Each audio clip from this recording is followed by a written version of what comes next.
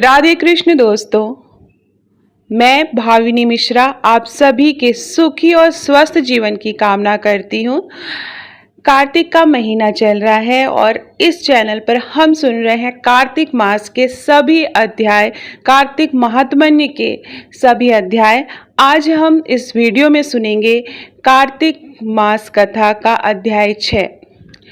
कार्तिक का महीना चल रहा है जो कि बहुत ही शुभ महीना माना जाता है। चतुर्मास का ये अंतिम महीना होता है और इस महीने के बाद भगवान विष्णु जागृत होते हैं। इस वजह से भी इस महीना को बहुत ही पवित्र और शुभ महीना माना गया है। इस माह को दामोदर मास के नाम से भी जाना जाता है जो कि भगवान विष्णु का ही एक नाम है। अतः भगवान विष्णु जी के साथ ही माँ लक्ष्मी जी की भी पूजा करने का विधान है। पौराणिक कथाओं के अनुसार इस माह में भगवान शिव और भगवान विष्णु दोनों ही धरती पर प्रकट होते हैं, अतः धूमधाम से उनकी पूजा करनी चाहिए। इस माह में तुलसी की पूजा करने का भी विशेष महत्व है। तुलसी जी माता लक्ष्मी जी का ही प्रतीक है। पूरे मास में तुलसी जी के चौरे के आगे प्रत्येक शाम को घी का दीपक जलाना चाहिए। हमारे हिंदू धर्म में प्रत्येक घर में इसलिए तुलसी जी का पौधा बहुत ही पूजनीय और शुभ माना जाता है। गंगा नदी में स्नान करना चाहिए। दीपों का त्यौहार है तो हर दिन शाम को जब आप तुलसी को दिया जलाएंगे तो घर के बाहर जो मेन गेट है वहाँ पर भी घर के जो मेन गेट के दोनों तरफ आप दिया शाम के समय जरूर जलाएं, तो ये बहुत ही शुभ माना जाता है। तो चलिए आइए सुनते हैं अध्याय 6। कलश लेकर जलाशय पर जाएं। कार्तिक में जहाँ कहीं भी प्रत्येक जलाशय के जल में स्नान करना चाहिए। गर्म जल की अपेक्षा ठंडे जल में स्नान करने से 10 गुना पुण्य प्राप्त होता है।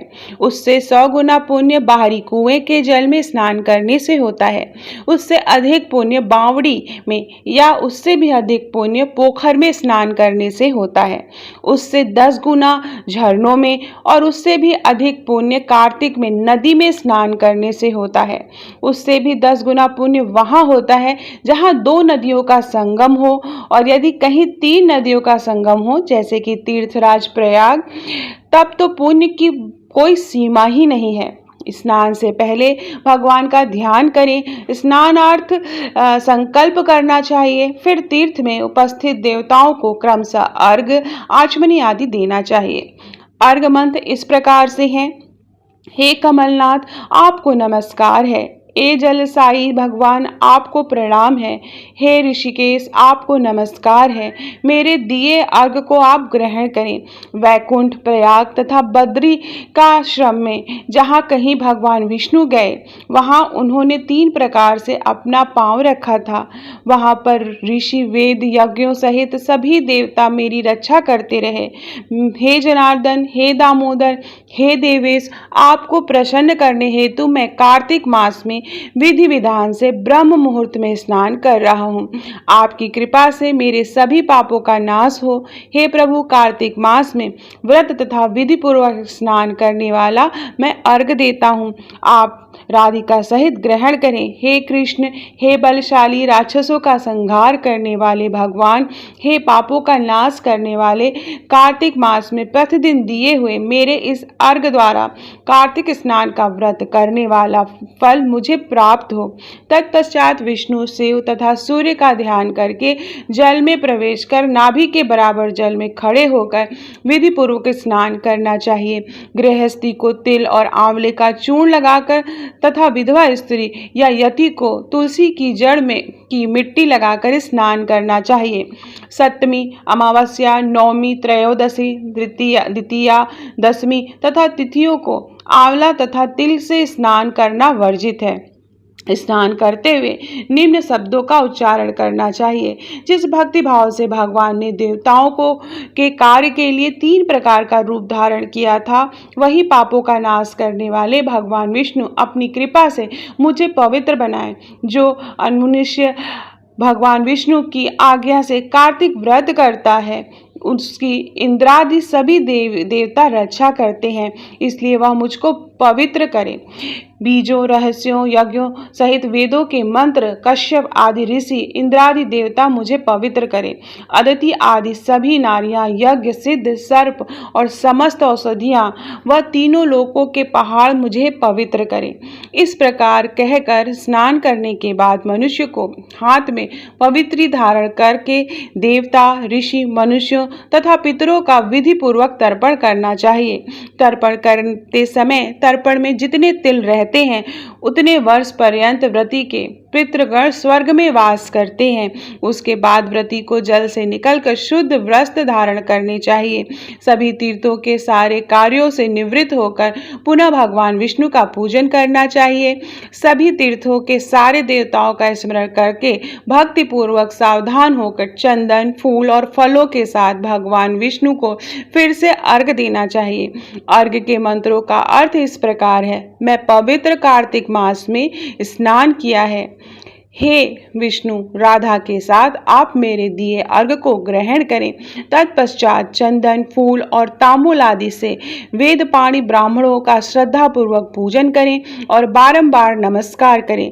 ब्राह्मणों के दाएं पांव में तीर्थों का वास होता है और मुंह में वेद और समस्त अंगों में देवताओं का वास होता है। अपने कल्याण की इच्छा रखने वाले मनुष्य को इनका न तो अपमान करना चाहिए और न ही इनका विरोध करना चाहिए।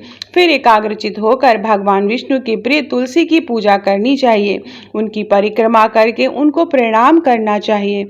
हे देवी, हे तुलसी, देवताओं ने ही प्राचीन काल से तुम्हारा निर्माण किया है और ऋषियों ने तुम्हारी पूजा की है। हे विष्णु प्रिया तुलसी, आपको नमस्कार है। आप मेरे समस्त पापों का नष्ट करो। इस प्रकार जो मनुष्य भक्ति पूर्वक कार्तिक व्रत का अनुष्ठान करते हैं वे संसार के सुखों का भोग करते हुए अंत में मोक्ष को प्राप्त करते हैं। इति कार्तिक महात्म्य 6ठ अध्याय 6ठा अध्याय समाप्त होता है। अगले वीडियो में मैं आपसे कल 7वां अध्याय श्रवण कराऊंगी। तो अब इसके बाद हम तुलसी चालीसा और तुलसी माता की आरती सुनेंगे। अथ श्री तुलसी चालीसा। जय जय तुलसी भगवती सत्यवती सुखदानी, नमो नमो हरिप्रियसी श्री वृंदा गुण खानी। जय नंदिनी जय पूजिता विश्व पावनी देवी, जयति पुष्य सारा सुरभि हरि जीवनी सुर सेवी। श्री हरि शीस विराजिनी देहु अमर वर अम्बे, जनहित दे वृंदावनी अब जन करहूँ विलंब। धन्य धन्य श्री तुलसी माता, महिमा अगम सदा श्रुति गाता। हरि के प्राणुर से तुम प्यारी, हरि हेतु कीन्हो तप भारी। जब प्रसन्न है दर्शन दीन्हो, जब कर जोरी विनय हम कीन्हो। हे भगवंत कंत महो, दीन जानी जाने छोड़ूं। सुनी लक्ष्मी तुलसी की बानी, दीन्हो श्राप क्रोध उर्ब आनी। अस आयोग वर मांगन हारी, होई है विपट तुम जड़ तनुधारी। सुनि तुलसी हूँ श्रेयो तेहि ठामा, करो वास तनु नीचन धामा। दियो वचन हरि तब तत्काला, सुनहु समुख जनि हो विहाला। समय पारि है हो पति तोरा, पूजहु आस वचन सत मोरा। तब गोकुल मह गोप सुदामा, तासु भाई भई तुलसी तू वामा। कृष्ण रास लीला के माही, राधे चाख्यो प्रेम लखिनाही। दियो श्राप तुलसी तत्काला, नर लोकहि तुम जन्महु बाला। भयो गोप वह दानव राजा, शंख चूड़ नामक सिर ताजा। तुलसी भई तासु की नारी, परम सती गुण रूप अगारी। अस है कल्प बीत जब गए हूँ, कल्प तृतीय जन्म तब भय हूँ। वृंदा नाम भयो तुलसी को, असुर जलंधर नाम पति को। करि अति द्वंद अतुल बल धामा, लीना शंकर से संग्रामा। जब निज सैन्य सहित शिवहारे, मरहि न तब हरहि पुकारे। पतिव्रता वृंदा थी नारी, को न सके पति संहारी। जब जलंधर ही भेष बनाई, वृंदा डिंग हरि पहचो जाई। शिव हित लही करी कपट प्रसंगा, कियो सतित्व धर्म तेहि भंगा। भयो जलंधर कर संहारा, सुनि वृंदा उर शोक अपारा। तेहि छड़ दियो कपट हरि टारी, लखि वृंदा दुख गिरा उचारी। जलंधरहि जस हथ्यो अभीता, सोई रावण है हरहि सीता।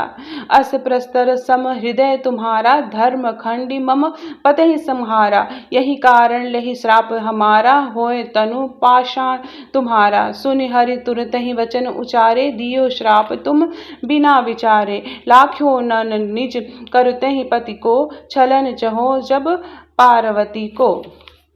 जड़मणि तहु अस हो जड़ रूपा, जगमहि तुलसी विपट अनूपा। धरो रूप हम शालिक रामा, नदी गंडकी बीच ललामा। जो तुलसी दल हमहि चढ़ाई, सब सुख भोग परम पद पाई। बिन तुलसी हरि जलत शरीरा, अतिशय उठत शीश उर पीरा। जो तुलसी दल हरि शिर धारत, सो सहस्त्र घट अमृत डारत। तुलसी हरि मन राजनी हारी, रोग दोष दुख भंजनिहारी। प्रेम सहित हरि भजन निरंतर, तुलसी राधा में नहीं अंतर। व्यंजन हो 56 प्रकारा, बिन तुलसी दल हरे न प्यारा। सकल तीर्थ तुलसी तरु छारी, लहत मुक्ति जन संशय नाही। कवि सुंदर इक हरि गुण गावत, तुलसी निकट सहस गुण पावत। बसत निकट दुर्वासा धामा, जो प्रयागते पूर्व ललामा। पाठ करें जो नित नर नारी, होई है सुखी भाष्य ही त्रिपुरारी। तुलसी चालीसा पढ़े तुलसी तक गृहधारी, दीप दान करि पुत्र फल, पाँवहि बांध्यो नारी। सकल दुख दारिद्र हरि, हरि है परम प्रसन्न। अतिशय धन जन लाहसी गृह, बसहि पुरा अन्न। तहि लहि अधिमत फल जगत महे, लहि पूर्ण सब काम। जय दल अर्पहि तुलसी, तहाँ सहस बसहि हरिधाम। तुलसी महिमा नाम लख, हलसी सुत सुख राम। मानस चालीसा रच्यो, जगमह तुलसी धाम। इति से तुलसी चालीसा समाप्तम।